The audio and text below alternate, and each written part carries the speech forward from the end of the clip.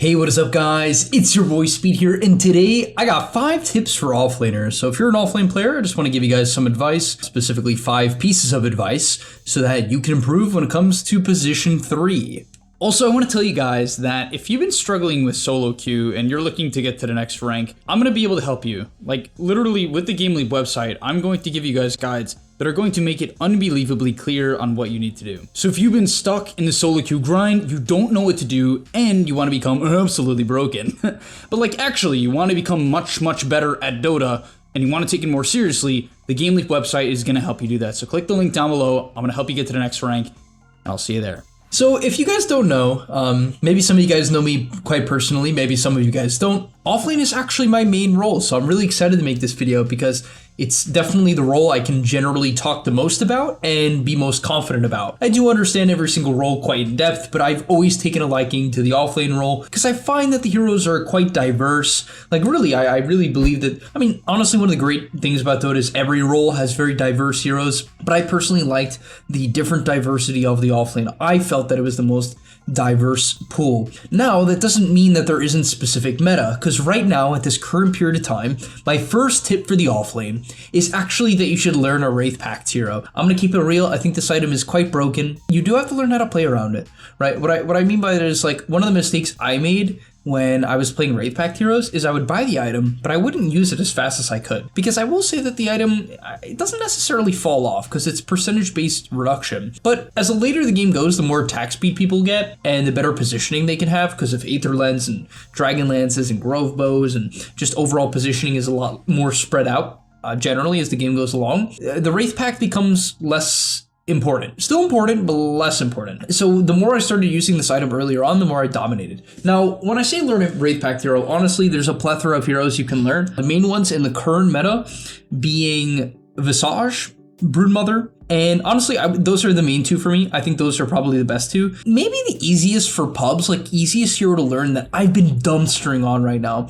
is Tidehunter. I've been having a blast with this hero. Every game I play it, it feels disturbingly impactful. Personally, what I've been doing is generally won't take Gush unless I'm laning, like, let's say I'm laning with a Marcy and I'm Tidehunter and I'm against like a sniper, I'll consider taking the Gush. And the reason why I'll take the Gush is because in that lane, I don't want to play like a Anchor Smash type playstyle because I'm against or Drow is another good example.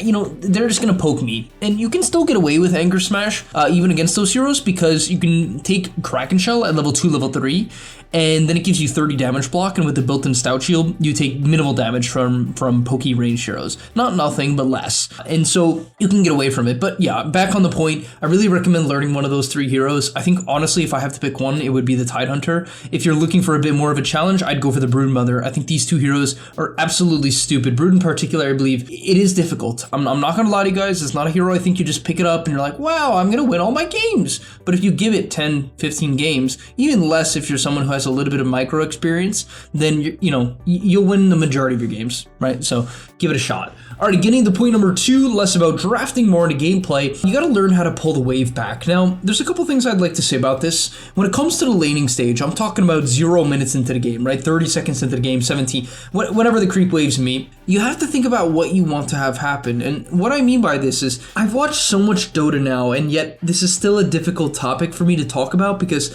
there's definitely quite a bit of niche scenarios. But if you are playing a lane that is very difficult, your support probably won't drag the wave. If you don't know what I mean by drag the wave, if you're the average MMR player, the support's not going to drag it, which is you go in between the tier 1 and the tier 2, and you can take the creep wave and make it follow you all the way to in between your tier 1 and your tier 2 on your side of the map. So very far, you drag the wave so far that then you mess with the creep equilibrium, and it can often help you get away from a bad 2v2 lane. It will still sometimes cause you to have 1v1s, which can be good or bad, but it messes with the lane equilibrium, which is good in hard lanes, but that's not going to happen in your average pub. So often, if your lane is very difficult, let's say you're playing Visage and a Monkey King, and you think that the Monkey King is going to run at you, or maybe they have, a Slark Crystal Maiden, and you're afraid of the level 2 spike, which would be a very reasonable thing to be afraid of. CM is insane at level 2. You would want to learn how to pull the wave back. And the main way in which you do this, there's 2 main things you want to do. Number 1, you can aggressively deny. Now, you have to be careful about aggressively denying in some lanes. And so in some lanes, you don't necessarily want to just instantly get the wave back. It's not one of those things where it's like, okay, I'm just going to pull back the wave no matter what. Right, no matter what, I'm going to pull it back. Sometimes you don't want to do that. And the reason why is often if you try to pull the wave back right away by pulling creep aggro onto your range creep, and then after the creeps are onto your range creep, you pull creep aggro again, then you click the melee creeps once they're the max distance away from your range creep before they'll turn around, which is something you have to learn. Before that is the case, you actually then hit the creeps and they'll follow you. However, typically when you do this, you're going to lose the range creep. This means that it's nearly a guarantee they'll hit level 2 first. In some lanes, you don't need to do that. You don't need to put yourself in a position where that happens. And so be careful. But this is a game I watched recently. I watched 33 Visage against a Crystal Maiden Morphling lane. Pretty difficult lane, especially when they hit level 2. It becomes a lane where they can kill you pretty easily, or at least kick you off the wave entirely. Even if they don't kill you, you'll get completely zoned out. So what 33 did is he had the luxury, the Morphling and the CM got to the lane late. He killed the range creep as fast as he could with the help of his tiny. A bit niche, but it's something you can do. You can auto attack the range creep to death. If you're given the luxury to do so, it can cause you to overextend. And then he pulled the creep wave back multiple times. Static did near his tier 1, and the lane became very, very playable, right? It became playable. Also, the tiny did block the pole camp, but it made the lane playable. Even if, the enemy was to get off a pole, it would have bought him time to get a couple of creep waves that were very, very playable. So all in all, just learn how to pull the wave back. Coming in at number 3, I just want you guys to stop thinking you have to TP or you have to roam when you own 30% of the map, especially if you are a hero that specifically needs to scale. Don't look at yourself as a sacrificial offlaner. I've been preaching this message for a while, but I'd like to repeat it for people who haven't heard it or haven't really taken it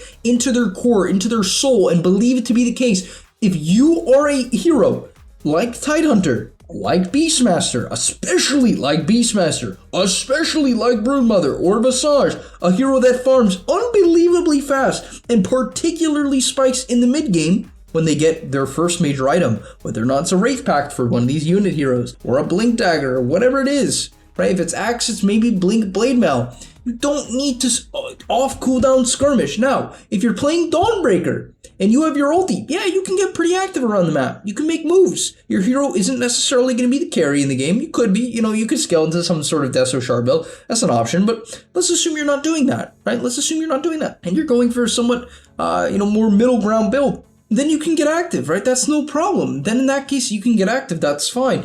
But you have to stop thinking when you are playing a greedy hero.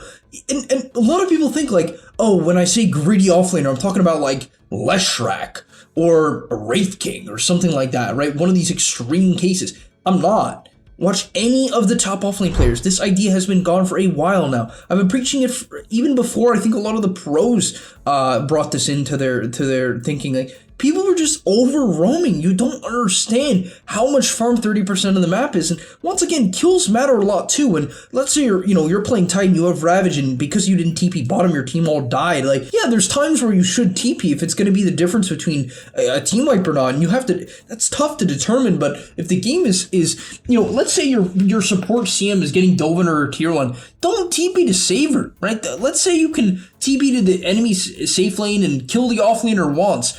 I still wouldn't do it because then the enemy carry is going to get to completely free farm every camp in that area, right? That's something I even had in a tie game I played recently, right? I TP'd out of my lane and then the enemy Morphling got the free farm when if I'm there, I'm just anchor smashing that guy off cooldown, graving his CS and taking his camps. Like I realized I shouldn't have TP'd because even though I don't even think I got a kill, it ended up being really bad. But even if I did get a kill, it just wouldn't matter. I like cucked my farm. So that's just something I want you guys to keep in mind. Coming in at number 4, stop diving as the initiator, please. Especially when you're going high ground, you have to keep in mind, this is the number 1 thing I'm going to say. I'm going to keep it very, very simple. When you are initiating, you need to make sure you have follow-up. Do not blame your team for not being there. Do the best of your ability to take all of the responsibility. Even if you think your team is shit slow and you're pissed off at the fact that they're playing slow. And trust me, I get this feeling. Like sometimes it's like, man, I want to stun this guy. I want to blink on this guy. but my Leshrac is paying no attention, my Sniper's not watching, my Evoker doesn't have Sunstrike ready, whatever it is, you still got to be damn careful. You got to be patient. When you initiate, there needs to be clear follow-up. 9 times out of 10, unless you're going to solo kill them as Primal Beast or actual Blade Mail, you get what I'm saying, right? But even then, you need to be careful so that you don't just instantly get return killed, right? So please, stop diving, especially when it comes to high ground and sieging towers. My God, the amount of position 3 grease is unbelievable. It's like I see these Tide Hunters, they're like, oh, I can get a 4-man or a 5-man Ravage in the back line, so I'm going to Ravage it even though my Sniper is literally in the mid lane and I'm bottom near their tier 4 towers. It's fine because it's a 4-man Ravage, right? And that should come up on some sort of highlight reel. No, it's not. You're just feeding. You're just feeding. And so just be careful about diving as the initiator. All right, and finally, the last thing is study support matchups for your pick. You know, this is a tough thing to do. It's very hard advice, so I left it for the end of the video, but you know, and it's not something I can truly cover in much in detail in this video. I will in future videos, but you know, you got to study your support matchups for your pick. You really gotta. It's the only information you're typically gonna have. Like usually as the offlaner, you're second phasing. Not always. Like you can last pick, but and it actually is good if you learn how to last pick too. That's something to do. Like if it's a good Enigma game and you can last pick counter their Slark carry, you know, that's great, right? That's something that can just own the game. So that's like great, right? But what I will say is that, like, let's say the enemy, they open with Witch Doctor Bane, right? If you can play a unit hero, you're gonna just dumpster maybe even the game. I was gonna say those heroes, but maybe even the game. Like for instance, I had a game recently. The enemy support was Bane, and I rarely see Bane nowadays. But there's other heroes like this. It could be, you know, AA, who doesn't deal with unit heroes, any of these heroes that just doesn't deal with unit heroes. Like, then you pick a unit hero, right? And there's a couple more things to look at. I also like to look at my own teammates, right? So let's say I have a Tusk support. It doesn't mean I can't pick a melee hero, right? Because often when I have a Tusk, I'll pick a ranged hero to like synergize with tag team a bit. It doesn't mean you have to do that. It definitely doesn't. Especially, well, once again, like let's say the enemy picks Morphling, right? And you're like, oh, I love Tide Hunter against Morphling. That's like a matchup I really like.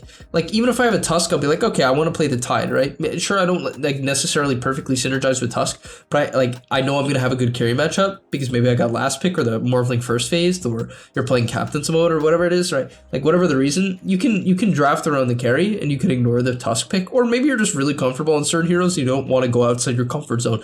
That's fine. Usually I would say draft towards comfort over everything. But let's say you have a bunch of heroes you're comfortable with, then yeah, if I'm playing with a Tusk, heroes I like to look at are, I like playing Leshrac with Tusk. I think that lane's really strong. I think Furion with Tusk is quite good. I think Brood with Tusk, that's not even a ranged hero, but a hero that can follow up his tag team quite well and quite play with him is very, very good. So basically, I like to look at my lane support. I think about what they're going to do. I also think, like, can this hero even help me? Because if they can't help me, I'll specifically pick a hero that's like more self-sustaining. And like, I'll be real, in low MMR guys, you can kind of get away with anything, like, for the most part, if you're like slightly better than your bracket, if that makes sense, right? Like if you have, you know, 50% better, 100% better at creep aggro than the people around you, you can probably get away with any hero. But it's good to study the matchups. It's good to learn like what's good against what and like base it around the support matchups. Because if you can shut down the enemy supports with like a good unit hero pick or a good, like, maybe it's just a really good axe game, right? You counter out like some Oracle pick or something like that, right? Which is actually a good counter. Then yeah, you can really have a big impact on the game in that regard. But all right, thank you guys so much for watching. Hopefully you enjoyed. Let me know what role I should do next for the 5 tips. I think I did support last. But yeah, thank you guys for watching. I'll see you in the next one, and I'm out.